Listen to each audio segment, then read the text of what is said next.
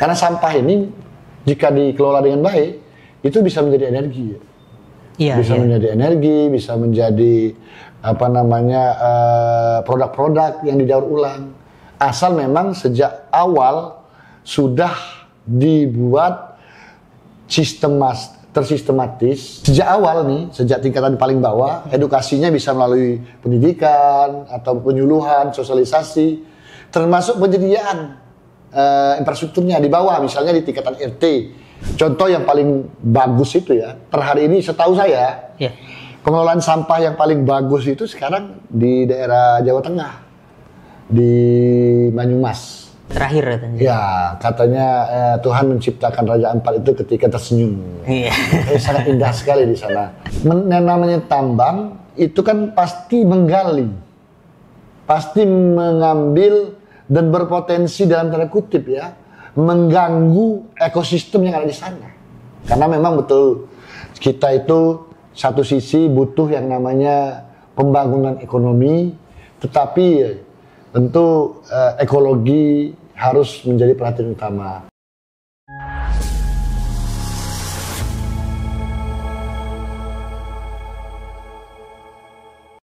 Assalamualaikum warahmatullahi wabarakatuh. Jumpa lagi bersama saya Ipang, host magang di acara kita bersama, acara Weh Jangan.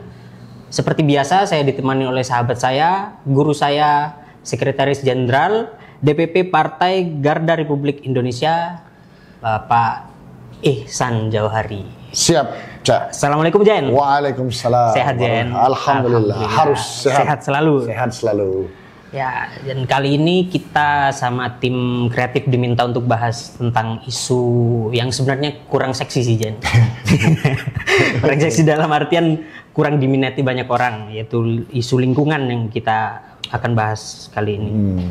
Yang jadi sorotan kali ini yang akan kita bahas itu mungkin dua hal yang lagi rame-ramenya. Yang pertama tentang penanganan sampah, yang kedua itu tentang tambang nikel di Raja Ampat yang lagi ramai. Kalau berdasarkan data yang dihimpun oleh teman-teman tim kreatif di sini, Jan, dari data SIPSN, data dari Sistem Pengelolaan Sampah Nasional, total timbunan sampah secara nasional meliputi 262 kabupaten kota. Itu tembus sejumlah sekitar 25,66 juta ton per tahun. Dan dari volume itu jumlah sampah yang terkelola itu sebenarnya sudah cukup baik sih, di angka 62,3%. Dan untuk sisanya itu sebesar 37,7% itu yang belum terkelola secara baik. Ini gimana, Jan, tanggapannya tentang isu sampah ya? Ya, terima kasih, Caipang. Jadi pertanyaan soal pengelolaan sampah ini kan ya memang kadang-kadang tidak terlalu menjadi pembahasan publik secara luas. Tetapi sesungguhnya pengelolaan sampah ini itu adalah sebuah hal yang sangat urgent ya, dan sangat penting. Di seluruh dunia itu yang menjadi variabel utama untuk menilai sebuah daerah, kota atau daerah tertentu, kabupaten, itu adalah bagaimana cara daerah itu mengelola sampahnya dengan baik. Karena kalau terjadi misleading atau tidak terjadi pengelolaan dengan baik, maka cermin daerah itu akan terlihat ke publik bahwa tidak baik. Yang tidak baik itu bukan cuman pemerintahnya saja, termasuk warganya juga, termasuk masyarakatnya. Oleh karena itu memang pengelolaan sampah terutama di Republik Indonesia itu kan sudah diatur oleh beberapa regulasi. Dan memang ya secara umum kita tahu bahwa soal sampah ini dominan regulasi dan dominan pengerjaan secara operasional itu berada pada pemerintahan tingkat paling bawah. Dalam hal ini bupati, wali kota, bahkan gubernur. Jadi tugas utama mereka, terutama bupati dan wali kota, ketika berkampanye itu lebih banyak menanganin atau memberikan solusi terhadap isu-isu lokal. Nah, salah satu isu lokal yang paling dominan itu adalah bagaimana daerah itu mengelola sampah. Bahkan ya di seluruh Indonesia itu rata-rata tagline atau semacam simbolisasi daerah itu ada rata-rata banyak yang menggunakan diksi bersih di situ. Ya. Misalnya daerah Bari, bersih, aman, rapi, indah. Ya. Ya semuanya ya tergantung lagi-lagi. Kalau sampahnya tidak dikelola dengan baik, maka itu akan jauh panggang dari api. Kata-kata bersih itu akan berimplikasi kepada rapi, kemudian kepada indah, karena itu akan merusak. Oleh karena itu ya, ketika ada pengelolaan sampah yang tidak baik, itu akan benar-benar mengganggu di seluruh Indonesia.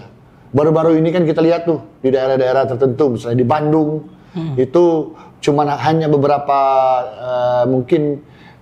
saat tidak terjadi diangkut sampahnya, kemudian dia menumpuk, itu sudah sangat mengganggu sekali, bahkan menjadi isu nasional ininya bagaimana mengelola sampah. Jadi itu Cak, soal sampah ya. Ya, itu adanya di pemerintahan daerah berarti izin. Dominan yang paling besarnya di situ untuk kebijakan, karena itu bicaranya sangat teknis sekali. Bagaimana pengangkutan, bagaimana pengumpulan, bagaimana pengelolaan dan lain-lain sebagainya. Ya. Nah tadi Cak Ipang ngomong kita itu sudah ada, kalau dari ini data saya ini saya sebutkan Cak ya. Iya. Ada hampir tahun 2023 berdasarkan data yang ada itu hampir 70 juta ton. Atau 69,9 juta ton itu sampah per tahunnya yang ada di seluruh Indonesia. Dari seluruh Indonesia ini ya, per hari ini itu baru ada 200 yang memiliki RIPS. RIPS itu adalah Rencana Induk Pengelolaan Sampah.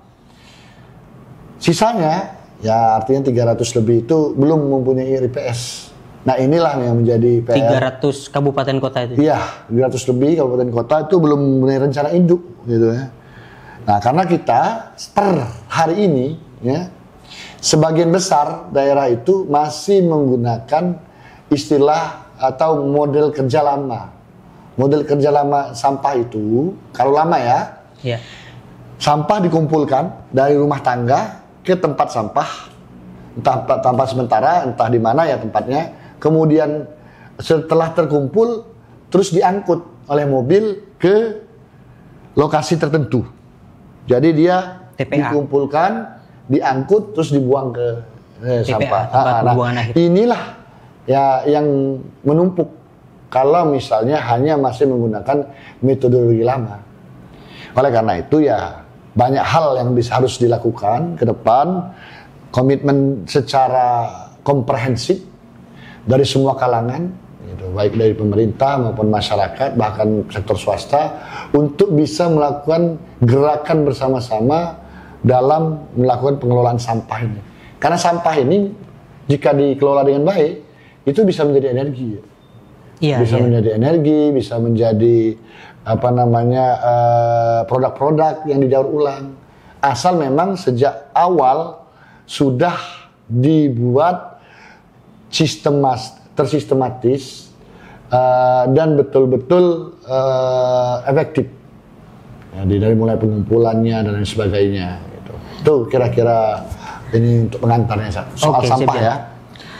Nyambung itu tentang pengelolaan sampah yang bisa jadi energi, jadi didaur ulang dan lain sebagainya. Ini kan dari data yang dihimpun teman-teman ini juga itu udah sejalan dengan Undang-Undang Nomor 18 tahun 2008 ya tentang pengelolaan sampah, yang mana pemerintah itu menggalakkan pendekatannya itu untuk skema hulu dan hilirnya, mulai dari tempat pengelolaan sampahnya yang pakai TPS 3R, tempat pengelolaan sampah reduce, reuse dan recycle dan tempat pengelolaan sampah terpadu TPST, sampai waste to energy yang Sekjen singgung tadi, WTE, dan reuse derived fuel yang jadi energi RDF itu tadi Jan. Dan juga pemerintahan pusat sebenarnya juga sudah menargetkan ya di sebelum 2009 sesuai dengan 2029 ya. 2029 sorry. Ditargetkan itu yang tertuang di RPJMN untuk menyelesaikan persoalan sampah ini sebelum 2029. Iya. Nah, ini pandangan Sekjen ini gimana Jen tentang wacana atau target pemerintah ini sendiri? Oke. Apakah sudah berjalan? Ya, kalau dari penjelasan Caipang tadi ya, saya lihat memang secara keseluruhan ya, ini secara keseluruhan memang Indonesia ya pengelolaan sampahnya ini sudah ada momentum positif ya melalui banyak kebijakan dan inovasi. Tetapi banyak hal yang secara struktural ataupun kapasitas yang harus dikolaborasikan. Jadi ketika ada target pemerintah tahun 2029, tentu bukan hanya menjadi semacam komitmen pemerintah saja, tetapi harus ada juga banyak varian lain. Ya, kalau dari dari catatan saya, ya, kalau pemerintah itu kan bicaranya soal tadi regulasi, aturan, bahkan soal budgeting, ya, anggaran. Jadi ada kurang lebih kalau nggak salah ya target pemerintah itu ada kurang lebih 3% dari APBD mereka yang akan digunakan untuk pengelolaan sampah ini. Karena untuk pengelolaan sampah ini kan butuh biaya juga, Cak. Iya. Dia butuh teknologi, butuh infrastruktur gitu kan. Yang kemarin cuma pakai 3 model ya, kumpul, angkut, buang. Nah, ini harus dirubah.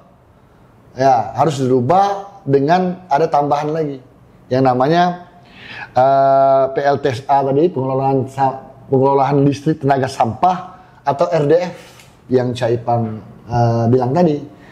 Kemudian ya open dam yang kumpul angkut buang itu diminimalisir sekarang ini. Jadi bukan datang cuma numpuk aja, tapi sebelum sampai ke sana itu untuk hal yang darurat saja.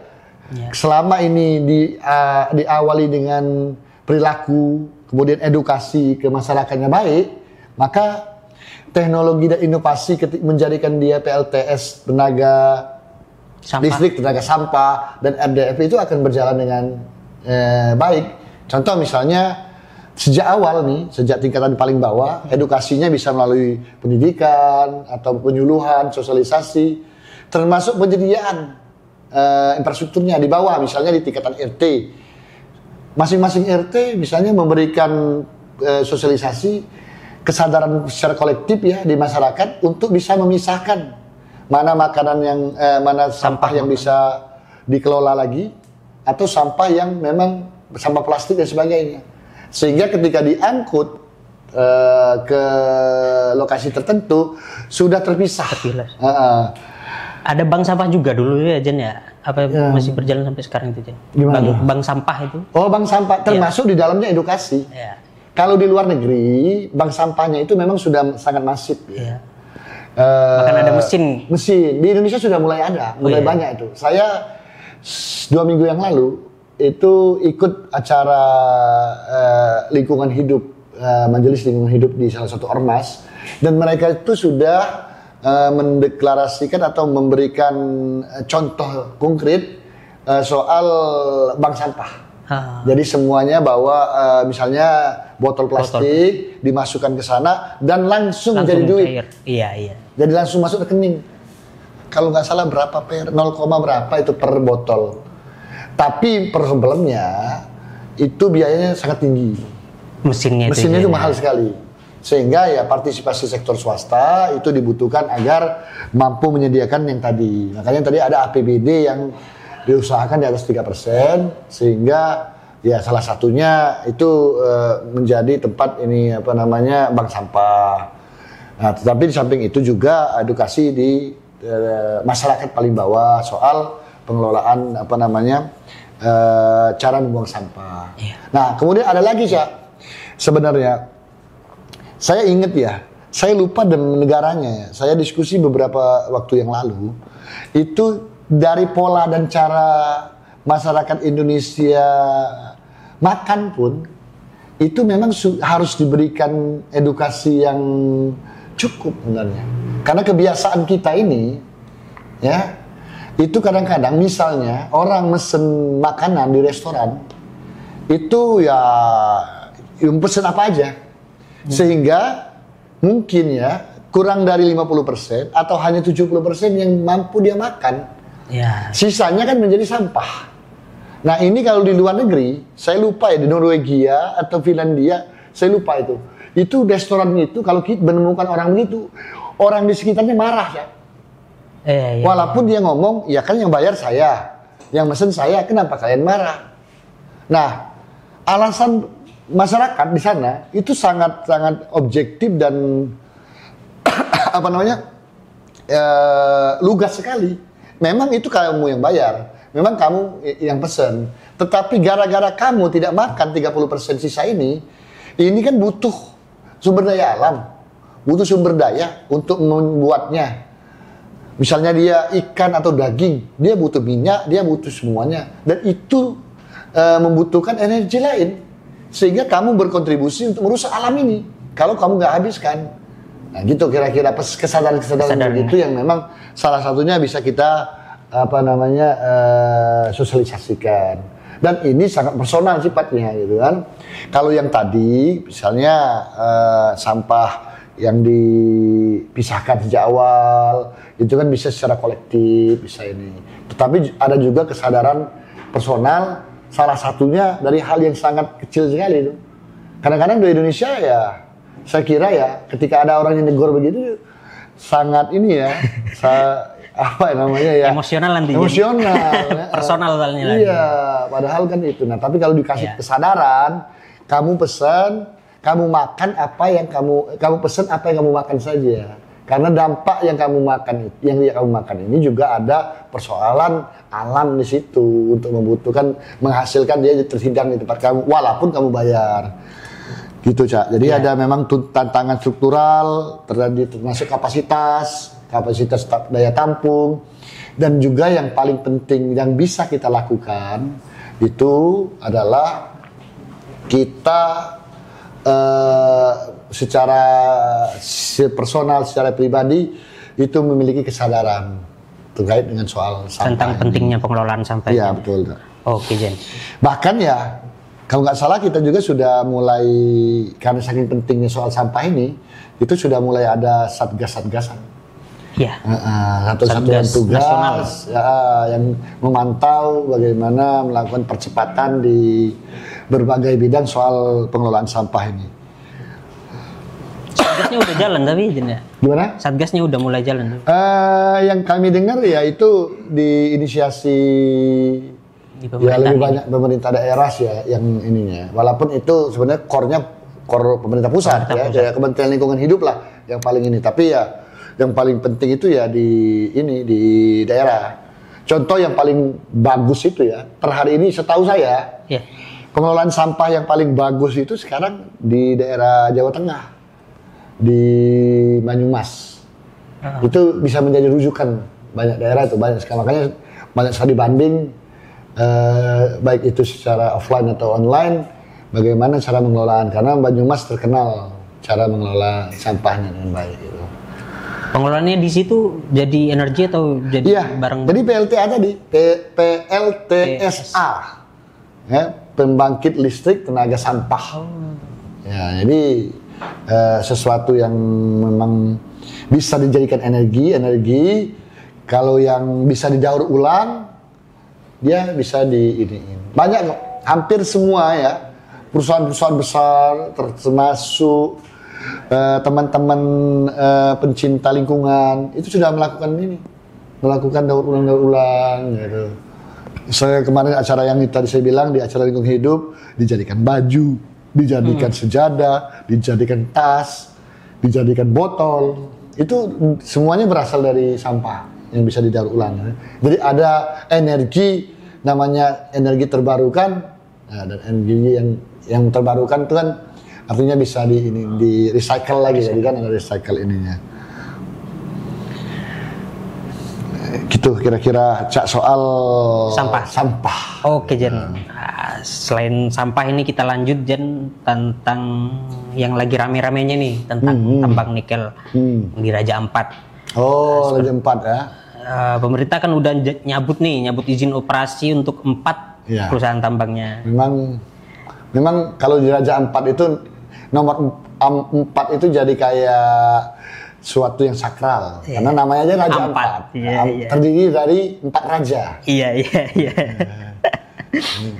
Yang 4 ini udah ditutup karena itu berada di kawasan geopark Raja Ampat kata Jaden. Dan temuan tersebut banyak pihak yang menolak adanya tambang di pulau kecil. Dari Lembaga Hikmah dan Kebijakan Publik ini di LHKP Muhammadiyah gitu, kalau nggak salah ya, yang menyuarakannya, yang meminta evaluasi izin usaha. Semuanya sih ya.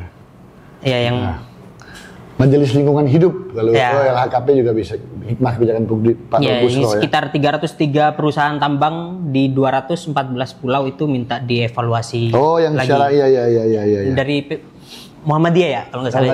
Ya. Ini gimana Jen? Tanggapan Sekjen? Kita bicara ini dulu ya, lokalistik dulu ya, soal lokal ya. Nikel di pertambangan nikel di Raja Ampat.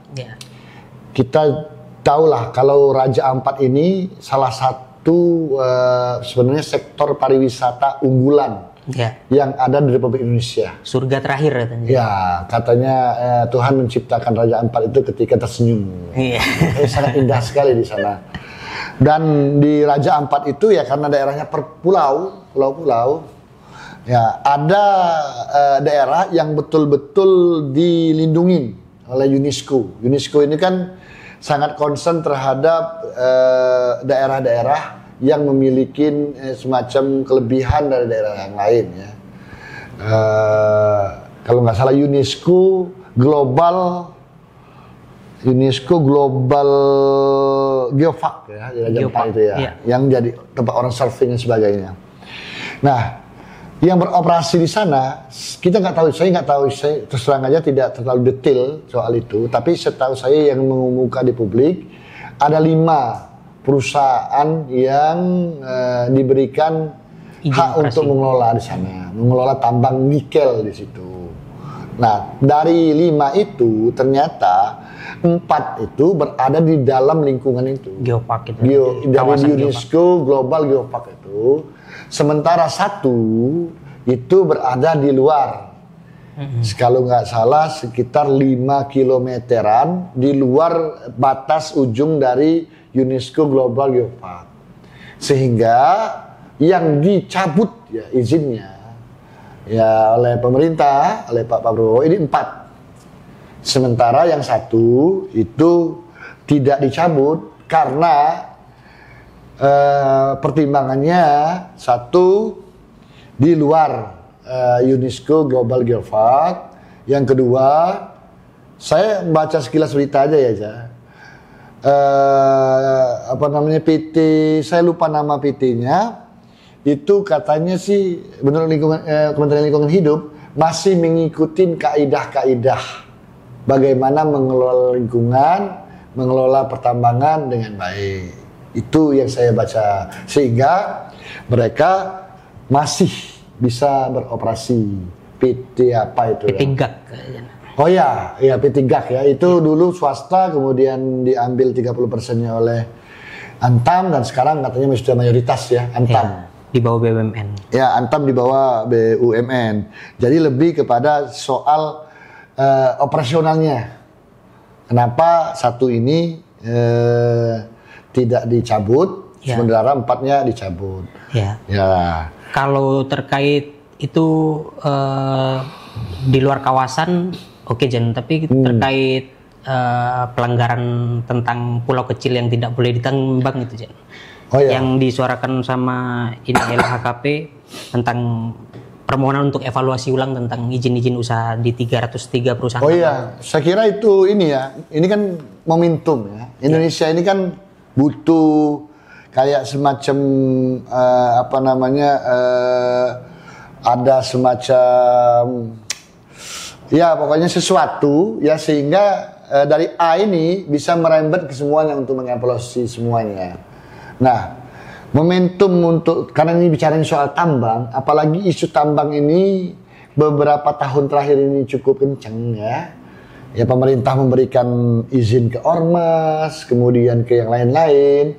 Ini kan penuh dengan perdebatan pada saat itu kan. Yang setuju banyak, yang tidak setuju juga jauh lebih banyak. Iya. Sehingga ya ini kan mengelola sesuatu yang memang harus profesional, karena yang namanya tambang itu kan pasti menggali, pasti mengambil dan berpotensi dalam tanda kutip ya mengganggu ekosistem yang ada di sana. Iya. Ya, baik itu lingkungan di kalau dia di tanah-tanah, kalau dia di laut, ekosistem laut di situ. Oleh karena itu, kalau tidak dikelola dengan baik, tidak dikelola oleh orang yang profesional, maka ini sangat berbahaya sekali. Kita tahulah ya, namanya daerah tambang itu pasti menyisakan banyak dampak setelahnya. Apalagi ya hari ini isu soal perubahan iklim, efek rumah kaca dan sebagainya itu luar biasa menjadi bukan hanya perhatian Indonesia, tapi udah menjadi ini dunia itu. Perhatian dunia. Nah, karena dampaknya banyak sekali. Misalnya di daerah daratan misalnya. Itu ketika terjadi tambang otomatis ada namanya deforestisasi itu namanya. Ya. Pembabatan hutan, sehingga kalau sekali lagi ini tidak dikelola dan tidak diperbaiki, maka secara jangka panjang ini akan mengganggu. Oleh karena itu saya ya sependapat ya, kita sangat setuju kalau seluruh ya izin-izin itu dijadikan dievaluasi ulang sebagai dasar ya agar kedepannya setiap siapapun ya, dari lembaga apapun, dari perusahaan manapun, dari ormas apapun, ketika dia melakukan penambangan atau diberikan izin tambang, betul-betul mereka itu patuh terhadap ukuran yang ada. Sorry. Iya. Gitu, Cak, kira-kira Cak ininya. Jadi ya memang banyak sekali ya dampaknya. Kalau tadi ada deforestisasi, kemudian sedimentasi. Kalau dia di laut itu ada gangguan juga terus ke pariwisata. Belum lagi dia akan berhadapan dengan masyarakat adat dan lain-lain sebagainya. Ya harus dilakukan ya, bahasa ini itu litigasi lah. Iya. Litigasi biar semuanya bisa berjalan. Karena memang betul kita itu satu sisi butuh yang namanya pembangunan ekonomi, tetapi tentu ekologi harus menjadi perhatian utama. Nah, mencari titik temu lah.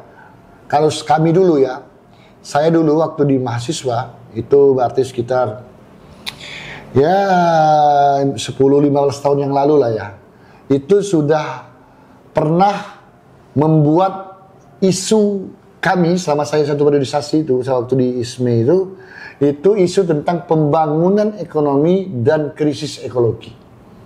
Itu tahun 2006. Itu sudah kita deklarasikan pada saat itu jauh sebelum ada isu-isu itu.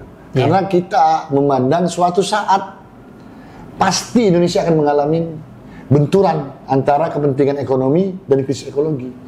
Oleh karena itu ya disiapkanlah sejak awal, mulai dari regulasinya yang tepat, pengawasannya yang pas, orang yang bisa dipercaya. Pengawasan ini juga harus orang-orang yang paham lingkungan. Nggak mungkin juga orang yang nggak paham lingkungan dijadiin pengawas gitu. Kemudian penegakan hukum yang adil, transparan. Dan yang paling penting juga adalah keterlibatan dan transparansi ke publik. Oh. Ya, jadi bagaimana ya lingkungan itu. Kita penting ekonomi, ya ekologi juga harus menjadi salah satu ini kita. Oke, Jen.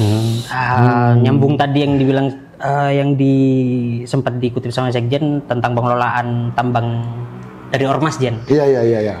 Ini kan lagi rame juga karena kebetulan yang jadi komisaris, salah satu komisaris di PT GAK ini kan dari tertentu lah ya. Ini kan lagi rame nih, sampai ada cuitan itu bahwasannya aliran dana itu mengalir sampai ke ormas. Itu gimana Jan, tanggapan Jan ini Jan? Ya kita kalau ini kan tergantung pengelolaannya ya.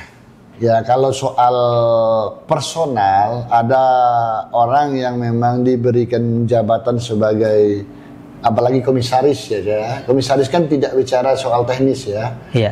Dia lebih kepada pengawasan internal terhadap semua kebijakan dan operasionalisasi perusahaan. Nah, kalau soal aliran saya kira ini ya harus melalui mekanisme yang transparan. Tidak bisa juga misalnya nih si A komisaris perusahaan A. Nah kemudian dia secara pribadi misalnya nyumbang ke organisasi A, B misalnya. Ya mungkin sifatnya personal ya, sifatnya pribadi, bukan kelembagaan ya. Nah yang kedua ya justru kalau saya ngambilnya dari perspektif yang berbeda. Kalau ada komisaris yang berasal dari organisasi tertentu, mau OKP, Ormas atau semacamnya, saya kira itu kalau dibuat profesional, itu akan lebih kuat melakukan pengawasannya. Karena beliau kan memiliki infrastruktur juga, dia berdasarkan punya backbone juga. Misalnya nih, saya nih dari kampus A saya. Terus saya jadi komisaris di daerah di perusahaan tertentu, maka saya bisa konsultasi sama kampus ini, bagaimana ini perusahaan, bagaimana cara ngawasin yang benar, bagaimana membuat ini perusahaan supaya maju. Jadi saya punya resources, saya punya semacam ini lebih, ya kalau bahasa kasarnya perusahaan ini untung merekrut saya karena saya bukan cuma saya pribadi yang bisa memberikan kontribusi baik secara pemikiran atau yang lain, tapi saya juga bisa menggunakan sumber-sumber keilmuan intelektual bahkan jaringan di luar ini untuk mendapatkan informasi yang valid, bagus sehingga perusahaan ini bisa jadi jauh lebih baik. Nah soal aliran dana dari perusahaan ini membantu kampus itu persoalan lain. Oke. Ya, itu tidak bisa diinstitusikan, bisa saja saya karena saya digaji di komisaris di sini, terus saya nyumbang ke kampus, saya kira itu sangat manusiawi lah, ya, sangat umum gitu ya. Cuman soal kelembagaan, saya kira nggak terlalu ini aja. Itu perlu ulang, gitu kan. Perlu dipastikan ulang. Siap. Siap ya. Saya kira itulah ininya Cak. Soal Raja Ampat ya. Ya. Oke, mungkin ini terakhir ya Jan ya. Yap. Gimana nih Jan caranya meningkatkan kesadaran masyarakat ya untuk lebih peduli lagi tentang lingkungan dan gimana untuk pihak-pihak yang punya otoritas pemerintah baik tingkat nasional atau daerah yang untuk menegakkan sistem yang lebih berpihak kepada kelanjutan alam. Oke. Soal sustainable ini, saya kira ya, kalau tadi pertanyaan terakhir Cak Ipang, bagaimana cara agar bisa efektif? Ya, tidak ada pilihan lain, Cak. Kita harus lakukan penegakan hukum yang tidak bisa dinegosiasikan. Ketika dia salah, hukum.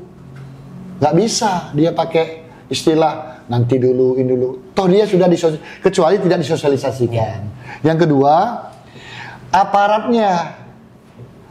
hukumnya itu orang yang mengerti lingkungan. Kalau aparat hukumnya nggak ngerti lingkungan, dia bisa dimainkan. Dia bisa diajak kompromi. Ya karena ketidaktahuan. Dia tahunya cuma pasal-pasal, sementara lingkungan itu kan sangat komprehensif, global sekali, gitu. Nah, yang paling penting itu adalah tadi soal bagaimana masyarakat itu ada partisipasi dari masyarakat yang adil dan transparan. Dan partisipasi masyarakat ini harus dikelola oleh pemerintah dengan baik. Misalnya nih ada dalam tanda kutip ya LSM atau kelompok masyarakat peduli lingkungan yang melihat ketidakberesan, maka itu ada saluran yang memang bisa melindungi mereka.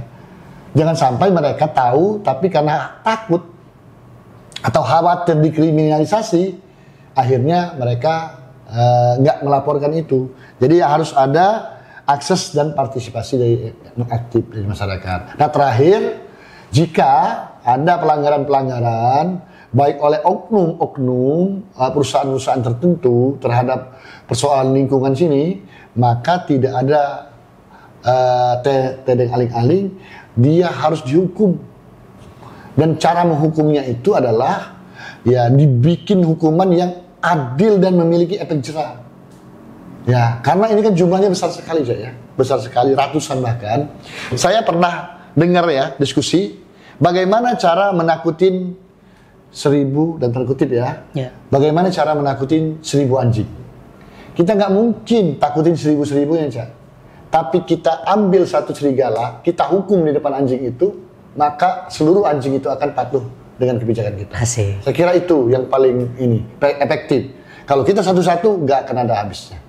Kira itu harus efeknya adil dan memiliki efek jerah. Itulah solusinya kalau mau membuat ini. Ya, semua dilakukan dengan transparan, adil, pelibatan publik. Saya kira sih. Ya, mudah-mudahan Indonesia akan terjaga. Apalagi dunia juga berharap, ya, bukan cuma kita nih. Dunia itu berharap Indonesia ini menjaga lingkungannya karena di Indonesia ini salah satu paru-paru dunia. Ya, efek rumah kaca, turunnya, naiknya air laut karena mencairnya kutub itu salah satunya dari kita. Ketika kita tidak jaga, maka yang akan terkena bukan cuma kita, tapi seluruh dunia. Nah, manfaatkan itu dengan baik, biar Indonesia makin lebih berkemajuan, makin lebih bisa mensejahterakan, secara lingkungan juga makin bisa bersahabat. Ya, gitu. Oke, siap Jen. Mungkin itu aja ya Jen, pembahasan kita hari ini ya. Oke, sobat-sobat, mungkin itu dulu yang bisa kita diskusikan kali ini. Mari kita jaga alam kita bersama-sama, sinergi kita dan pemerintah. Semoga anak cucu kita masih bisa menikmati keindahan alam yang kita nikmati hari ini. Oke, salam.